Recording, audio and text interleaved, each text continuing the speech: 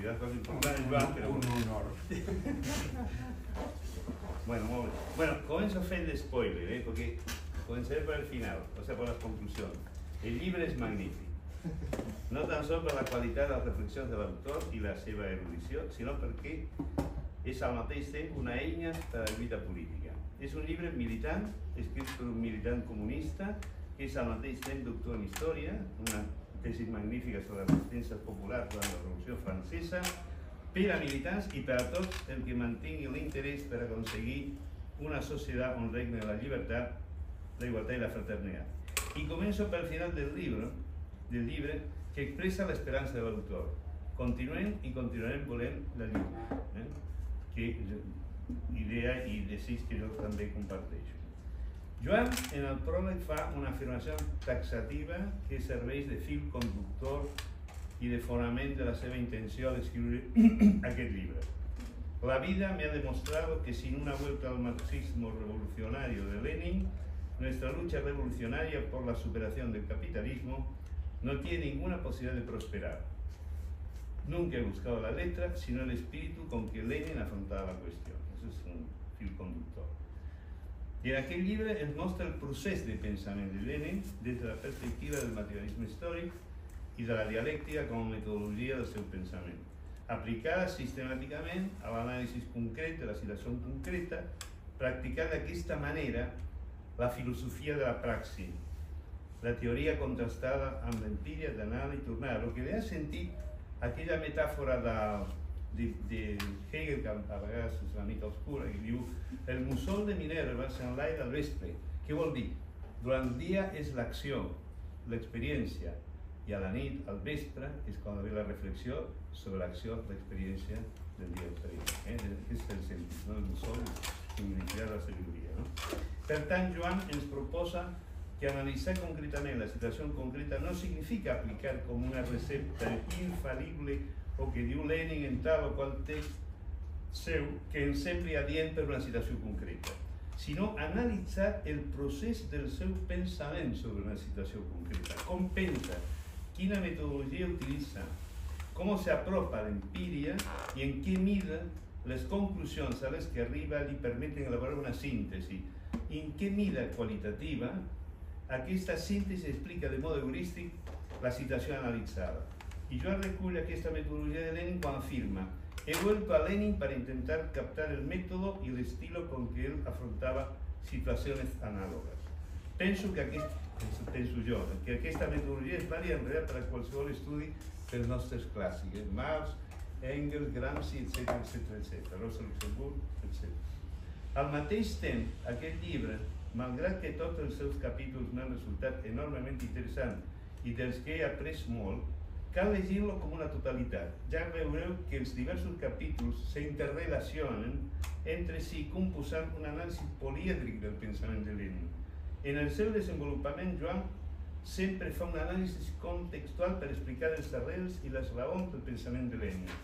Al mateix temps, Joan aplica la metodologia de Lenin a analitzar la situació política i econòmica actual, tant a nivell nacional com internacional, utilitzant els conceptes elevats per Lenin, però comprovant la seva validesa en la prova de la seva adequació a la conjuntura actual.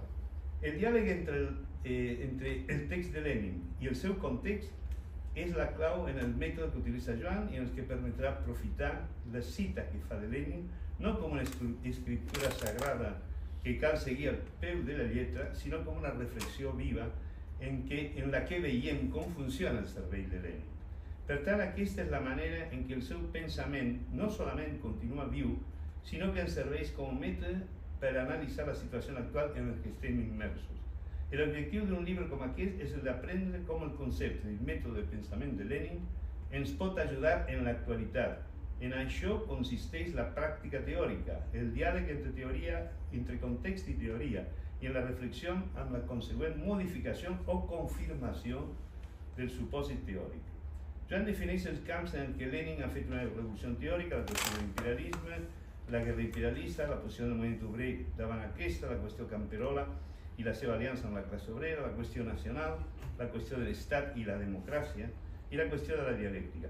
Aquesta revolució teòrica va significar la ruptura radical amb Kautsky i amb ell con el marxismo de la Segunda Internacional. Un marxismo de viés determinista, economicista, positivista y evolucionista del pensamiento de Marx y Engels. Todo lo contrario de lo que estamos aquí planteando y que plantea Joan a través del seu libro. Lluita de clases y hegemonía es un punto importante que atraviesa todo el libro de una manera u altra. Joan considera que Lenin ya utiliza el concepto que más tarde elaborará Edward Palmer Thompson, pero el que las clases sociales es constituyen en la lluita de clases. Y también evoca el vínculo en la concepción de la hegemonía entre Lenin y Gramsci. La clase que dirigéis la sociedad, comienza la construcción de la seva hegemonía, avanza a arribar al poder y a mes posa el énfasis en la pedagogía como eina para conseguir la hegemonía, cosa que feia Lenin y que remarca Joan. También la cuestión de la hegemonía surge cuando Lenin habla de la revolución cultural necesaria para completar la revolución política y social que se ha conseguido en la revolución de octubre. Lo que falta una muy importante revolución cultural que será el proceso más largo del proceso revolucionario. También la cuestión de la hegemonía surge cuando Lenin habla de la revolución... Ay, perdón, me repito, perdón. Como Sócrates de Joan, intento limitarme a apuntar a algún punto del seu llibre que em resulta sumamente interesante per un debat posterior o quan hagi oportunitat. Primer, la qüestió de la democràcia consellista o soviètica. Respecte als que, com Plekhanov, que havia sigut maestre de Lenin d'alguna manera, havia passat de la Naranjoya a fundar el Partit Socialdemòcrata, proclamaban que la comuna era historia antigua, Lenin la considera como una fuente de inspiración de la veritable democracia y como sinónimo de veritable poder proletario. Y fixeu-vos que repetidamente aquesta experiencia se ha tornat a posar a l'ordre del dia cada vegada en que se ha produït un canvi en la relación de fuerzas entre las clases dominantes y las clases subalternas. Y no solamente durante la Revolución Rusa, sino también durante las primeras fases de la Revolución Alemanya, els consells obrers, els soldats, inclús de camperols. En la Revolución Alemanya n'hi ha pocs, però n'hi ha inclús consells de camperols. Durant la guerra, els consells obrers turinesos del 1919-21 que van analitzar Antonio Gramsci, durant la Guerra Civil Espanyola, durant l'alliberament de les ciutats i pobles pel moviment antifeixista contra l'ocupació nazi durant la Segona Guerra Mundial, durant la llarga marxa de la Revolució Xinesa, durant la Revolució dels Clavells a Portugal, fins als nostres dies amb el moviment zapatista o la lluita dels kurds en Rojava. L'altre punt que m'interessa destacar, tot el llibre és sumament interessant, però és els punts que jo pensava que proposar per un debat posterior o quan sigui. I sobre la qüestió camperola, Joan deixa molt clar la importància que per a Lenin tenia la relació del Partit Obrer amb els camperols. I ja és una ruptura de l'ortodoxia marxista. La ortodoxia marxista leída como ese marxismo inventado por la Segunda Internacional, ¿no? Y no tan solo en la fase de la revolución democrática contra la autocracia zarista, sino en la fase de transición al socialismo una vegada produïda la revolución de octubre. De alguna manera l'ANEP, en part, respon a esa necesidad de mantenir, de conservar o de recuperar l'aliança obrera camperola. En aquest sentit senyala Joan que el pensament de Lenin està influït pel record dels populistes russos com Chernyshevsky. Un dels llibres más famoso de Lenin porta el título de un libro de Chernyshevsky, que hace Chernyshevsky populista ruso. I per tant, per la importància de la classe pagesa, no tan sols perquè demogràficament la seva presència és acapradora, perquè el 95% de la població russa era pagesa, sinó perquè havia sigut un protagonista principal dels moviments socials del 19 i especialment de la revolució del 1905-1906. És notable que la Rosa Luxemburg, con toda la valía que té como pensador y como líder revolucionari, en el seu llibre sobre partit de masses, vaga de masses, partit sindicat, no fa menció en cap moment al moviment camperol que acompanya la revolució de 1905-1906. O que és important sobre aquest tema i especialment per una lectura de l'actualitat a través del pensament de Lenin, en funció de lo que he comentat, es lo que podrían denominar como el momento populista de Lenin. Esta es una línea un poco mega, pero yo no entiendo. Aquest moment populista, aquest populisme de Lenin, no té res a veure amb les teories d'Ernesto Laclau, que van difondre en el nostre medi Pablo Iglesias i Podemos. No es tracta de buscar una unitat popular en base a significants buits que permetin amalgamar diferents interessos de classes subalternes, sinó per el contrari, com escriu Lenin i cita Joan, es tracta de que el Partit Obrer i la classe obrera han de assumir com a seves las reivindicacions dels camperols. Nuestro partido debe incluir esas reivindicaciones, camperols, si quiere ponerse a la cabeza de todo el pueblo. La palabra popla en els textos de Lenin apareix moltes vegades. Jo evidentment la paraula classe obrera y classe campesina, pero la palabra popla. Entonces, si quiere ponerse a la cabeza de todo el pueblo en su lucha contra la autocracia. Una muestra clara d'això és la decisió bolchevique de assumir el programa de repartiment de la terra, el Cherny Pérez, el repartiment negre, en el Congrés dels Camperols, aprovat en el Congrés dels Camperols, coincident amb la proposta eserista, que aquests, els eseristes, que estaven en el govern provisional, havien rebutjat aplicar.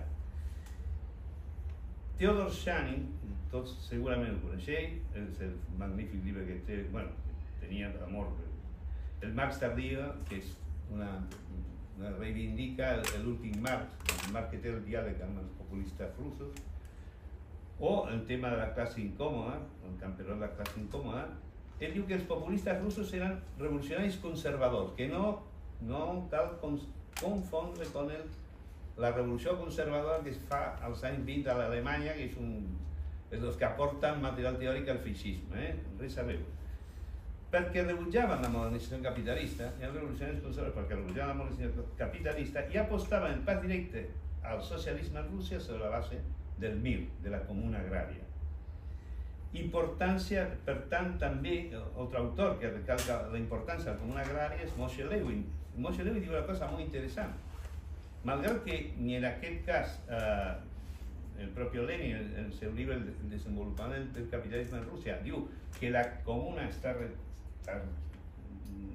en crisi per l'abans del capitalisme a nivell del camp.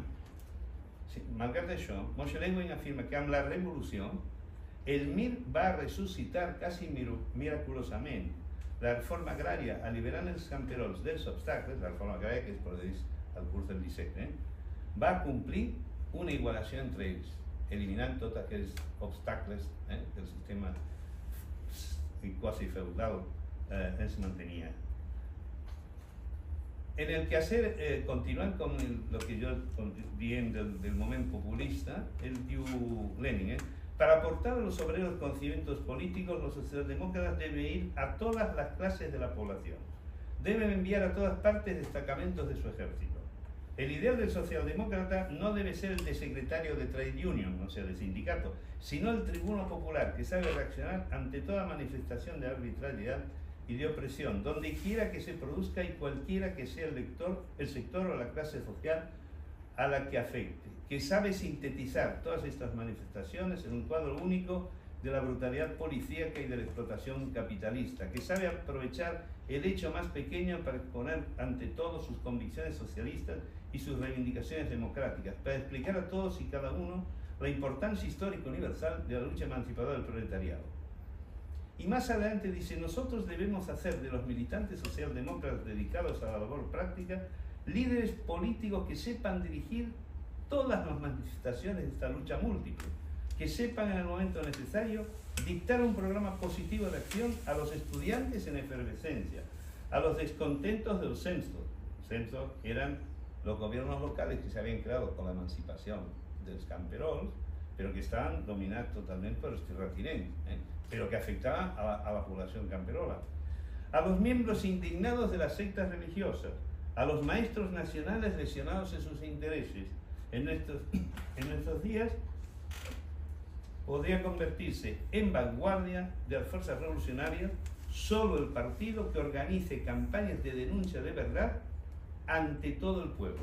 Eso es lo que decía hace un momento. O sea, hay una cosa que també, com jo lo he comentat més d'una vegada, El capitalismo tiene una contradicción principal que es se explota a través del salarial, no sé, los propietarios de producción compran la fuerza del trabajo, los que no los poseen, esa es la contradicción principal, pero eso no vol dir que sea el único sector social que es afectado por el capitalismo. Desde el seu desenvolupament, el capitalismo afecta a otros sectores sociales, incluso a aquellos que pueden decir la petita burguesía o de la mediana burguesía. El conflicto, y eso es una cosa de tremenda actualidad para nosotros, el conflicto que van a tener los países catalanes últimamente, los países son en principio autónomos, pero aquellos países están condicionados en su trabajo por el dominio de las multinacionales de la distribución.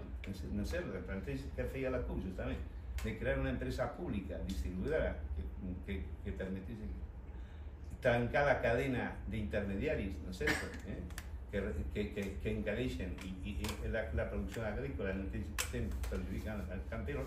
Es una cuestión que un partido revolucionario y que un front popular de izquierda ha de abordar, aunque no se trate de la clase obrera.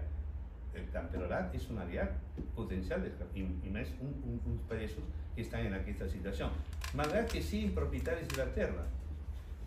Per això és molt important l'analitzar con molta pressió, com feia Lenin, aquestes condicions de l'estructura de la propietat agrària, el camp català, per exemple, els sistemes d'explotació, les condicions, la reivindicació d'aquests països. Y voy a pasar un petit avís, pero en un número de realitat de fa uns mesos va sortir un article molt bo analitzant el conflicte agrari català des d'una perspectiva de classe, evidentment. I a més, també el capitalisme actual ha creat una situació que en l'època de Marx no existia i en l'època de Lenin tampoc, que se va apropiando de sectores que no necesariamente, cuya producción no es necesariamente material, sino que es una producción intelectual.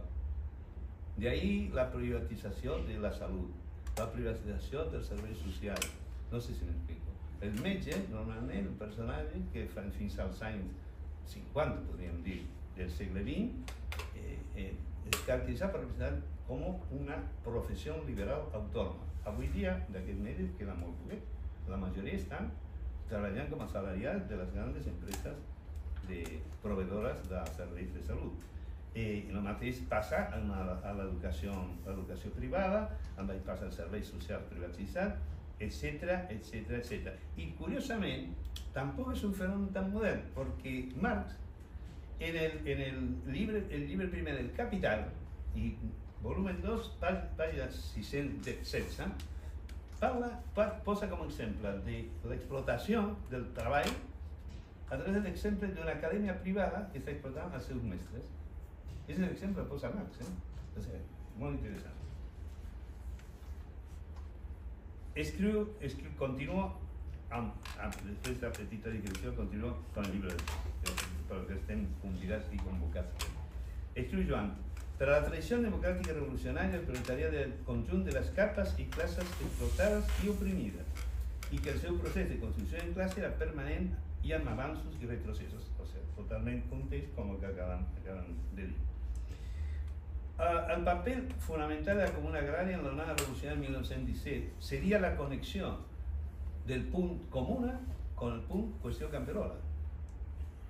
Porque la comuna es la experiencia y el representante de la que es la veritable democracia, la democracia directa. Y la cuestión camperola es resuelta a través de la democracia directa. ¿De qué manera? En el segundo Congreso del Soviet se aprueba el decreto de la tierra, que era, como ven Yujan, no la entrega de la tierra al camperos por parte del bolcheviques. El bolchevique no le entrega la tierra al camperos, sino la respuesta del Congreso del Soviet al mandato imperativo del camperos, porque el camperos ya se había aprobado la tierra. Había un mandato. Es aquello de, como digan zapatistas, dirigir o veïn, o mandar o veïn. Bueno, es això. En la seva acción, els camperos habían el mandato de legalizar, de legitimar aquesta ocupació de la terra i el final de la propietat terratenent, que era un dels pilars de l'autocràcia tsarista. Això consisteix, com diu Joan, això consisteix la democràcia real, la materialització d'un dels principis elaborat per la Comuna de París i defensat per Lenin en el seu llibre L'Estat i la Revolució. A ver, voy a saltarme algunas cosas porque así nos escuchemos más, que es lo que importa. Hay una sola cosa que volia comentar, dos, simplement. Les causes de la bancarrota de la Segona Internacional, clar, el capítol i l'anàlisi que fa Lenin, yo respecto al tema de Alemania, que también es otra idea mía, claro, la necesidad, hay, aparte de otras causas, la tradición el vot als pressupostos militars que fa l'SPD, majoritàriament, és la necessitat de l'SPD de fer-se acceptable per part de les èlits dominants, deixar de ser considerat un enemic de la patria. Hay una palabra en alemán que decía, como se definía, Heimatfeind, o sea, que son los enemigos de la patria. Una forma de integrarse a esa sociedad a través de, claro, de arrasar contra los principios del internacionalismo proletario. Que també serviria, aquesta actitud de l'SPD, aquesta política de l'SPD, serviria per explicar, entre molts altres factors, que l'ala dreta majoritària de l'SPD encapçalés l'intent de revolució passiva a partir d'octubre-novembre de 1918. Molt bé. I l'última cosa que quería mencionar es un detalle, perquè a mi m'ha resultat molt interessant, és que quan Lenin menciona quins són els veritables internacionalistes, aquells que cal tenir en compte, menciona, junt a Karl Radek i a Zinoviev, i a Karl Liebknecht, evidentment, a Willy Münzenberg i a Paul Levy. Qui era Willy Münzenberg? Willy Münzenberg va ser un de los activistas y dirigentes del KPD, del Partido Comunista Alemán, que va a organitzar tot el aparell de relacions exteriors i va ser el gran promotor dels fronts populars a nivell especialment de convocar a la intelectualidad europea de l'època para denunciar y afrontar el feixismo. Ya en los años 20 y después en los años 30 es el gran organizador de esta actividad y que se había conocido a Willy Münzenberg, va a conocer a Lenin en el exilio en Suiza, porque él también estaba exiliado y había sido secretario de la Juventud Socialdemócrata de Alemania. Y el otro caso Münzenberg después va a terminar acusant a Stalin de traición al movimiento obrero por la firma del pacto de Molotov-Ribbentrop y va a